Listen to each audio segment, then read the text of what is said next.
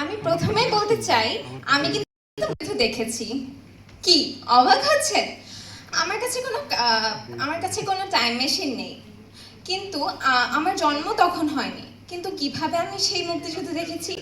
আমি আসলে হুমায়ুন আহমেদের লেখা অনিল বাচ্চের একদিন বইটি পড়েছিলাম, এবং এই বইটি সেই টাইম মেশিন যেটি কিনা আমাকে আমার চোখের সামনে মুক্তিযুদ্ধ চলাকালীন সময়টি দেখিয়েছে। সেই প্রেম, সেই আতঙ্ক সব আমার অনুভূতিতে ফুটে উঠেছে, এবং আমি সেটি কাগজে লিখে দিয়েছিলাম। শ্রদ্ধেয় বিচারক মণ্ডলী আমার সেই লেখা মূল্যায়ন করে আমাকে পুরস্কৃত করার জন্য তাদেরকে আন্তরিক ধন্যবাদ চাই। আমার মতে আমাদের সবারই মুক্তিযুদ্ধ ভিত্তিক বই বেশি বেশি পড়া উচিত। তাহলে আমরা দেশের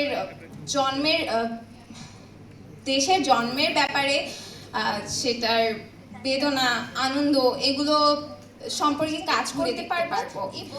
সবশেষে আমি বলতে চাই ধন্যবাদ আমার লাইব্রেরি কামাল স্মৃতি পাঠাগারকে আমাকে এই মঞ্চে উঠার সুযোগ করে দেওয়ার জন্য। ধন্যবাদ সবাইকে।